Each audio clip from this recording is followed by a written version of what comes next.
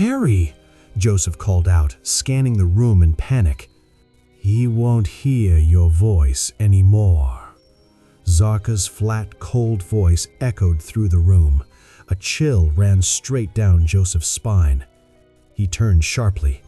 Zarka was sitting calmly on the sofa where Harry had been moments ago, one leg crossed over the other, watching him with her icy blue eyes. Seeing her there, Joseph panicked. He bolted toward the door and ran downstairs. The moment he reached the bottom, he crashed into someone hard. It was Harry.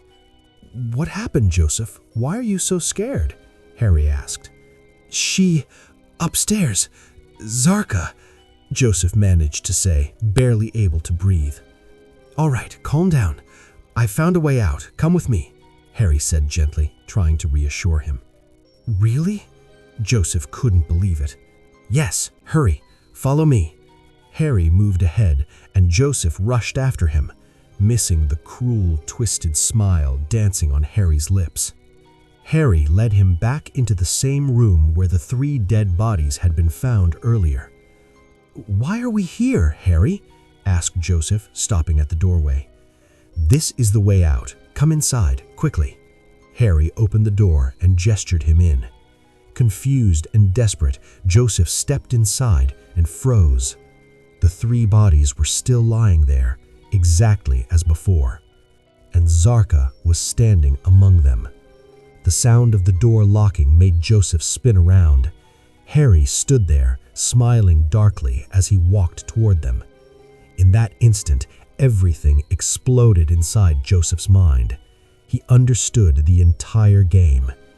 Harry joining the office, becoming friends with all of them, planning the picnic, choosing the picnic spot, losing the way, reaching Zarka's mansion by accident, driving away in panic, circling back again. Harry had done it all. He was the one who trapped them all. "What's wrong?" Harry said mockingly, stopping beside Zarka. "You look shocked." "Harry, you did all this?" Joseph whispered, unable to say more. "Yes, I did all of it. For my Zarka." He wrapped his arm around Zarka's waist and pulled her close. Joseph trembled. "What? Your Zarka?" he gasped. "Yes, mine. She's my wife." Joseph's eyes widened in disbelief. Zarka stood beside Harry, a faint, unreadable smile on her lips. Joseph couldn't believe it. It felt like a nightmare, yet it was horribly real. "Why, Harry? Why?" Joseph asked in pain. "Because there was no other way," Harry said quietly, then continued. 5 years ago, we had a love marriage. We were happy, very happy. Then we found out we were going to have a baby. I took extra care of Zarka. We even chose our child's name. Everything was perfect." His voice cracked. "Then one day, we had an accident. When I regained consciousness, I was told my wife and unborn child were gone. I couldn't accept it. How could Zarka leave me? We had promised to stay together forever." As Harry circled Joseph, pain seeped into his voice. "I couldn't live without her, not for a moment. I decided I would bring my Zarka back." Madness flickered in his eyes. "I went to different spiritual healers. No one helped, until I found one who agreed. He said he could bring Zarka's soul back, but..." Harry paused. "But for Zarka to stay alive, she would need to eat 1 human heart every month, on the nights of the full moon, the 11th, 12th, 13th, and 14th. That would be her only food. If she missed even once, she would die." He whispered the last words close to Joseph's ear. Joseph shuddered. "I agreed. After 40 days, he told me to come here, said my Zarka was waiting. I ran here like a madman, and I saw her.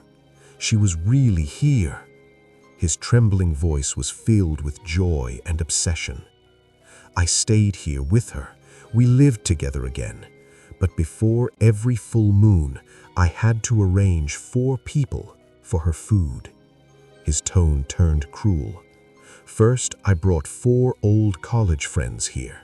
Zarka consumed them one by one. Then I started making friends in different places and bringing them here.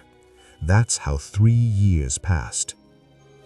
Joseph felt sick. Then I joined the same office as you, Flynn, and Mark.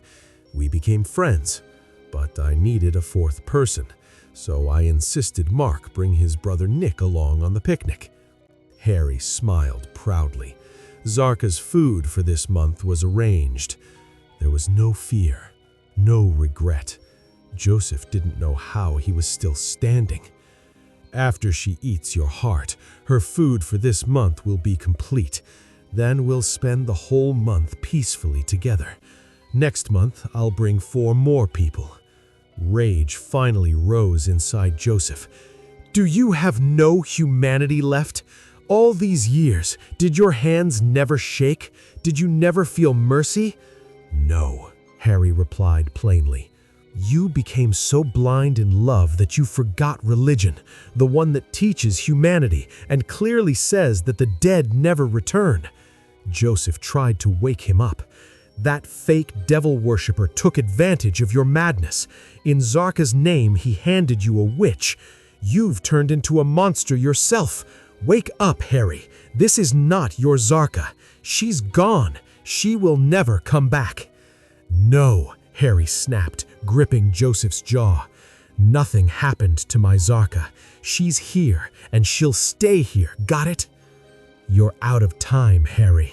Zarka's voice finally spoke. Yes, Harry agreed. It's time. Zarka stepped forward and blew something toward Joseph. Darkness swallowed his vision. He collapsed. Joseph slowly opened his eyes. He was lying on the same floor. His hands were stretched above him, his legs bound below, but not by ropes or chains. It was something unseen. No matter how hard he tried, he couldn't move. Magic. Zarka was sitting beside him. Harry wasn't there. Just a little longer, she whispered.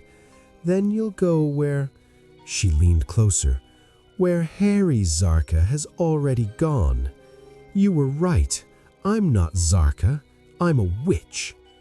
Joseph's entire body trembled. The door opened. Harry entered holding a large, sharp knife. He sat beside Joseph and handed the knife to Zarka.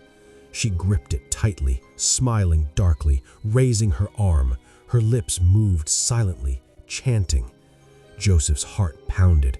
Faces of his loved ones flashed before him. Why is man called the greatest of creation? Joseph's childhood question echoed in his mind. Because God gave humans intelligence, his mother's voice replied. Humans can think. They can find solutions. Humans can think. Humans can think. We even chose our child's name. The words collided in his mind.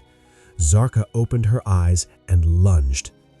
What name did you choose for the baby? Joseph shouted suddenly. She froze. Harry stared. If you're really Harry's Zarka, tell us the name, Joseph challenged. If you're truly her, you'll answer. Zarka ignored him and attacked again, but Harry grabbed her wrist. Answer me, Zarka, he demanded. What was our baby's name? She struggled. Joseph felt the invisible grip loosen. Answer me, Harry shouted. I'm not your Zarka. Let me go. The truth was out. Harry staggered back, heartbroken. Before she could strike again, Joseph rolled aside. The knife hit the floor. Furious, she attacked again. Joseph, run! Harry shouted. Joseph escaped. Harry grabbed Zarka. Tears slipped down his face. You betrayed me, he said. You used my love. She glared at him. Joseph returned and blindfolded her. Her power faded. Harry picked up the knife and plunged it into her chest. The mansion shook violently. "This place is collapsing," Joseph shouted. "We have to leave." Zarka attacked again, but weaker. She lunged toward Joseph. Harry grabbed her leg. "Run, Joseph," he yelled, "and don't come back."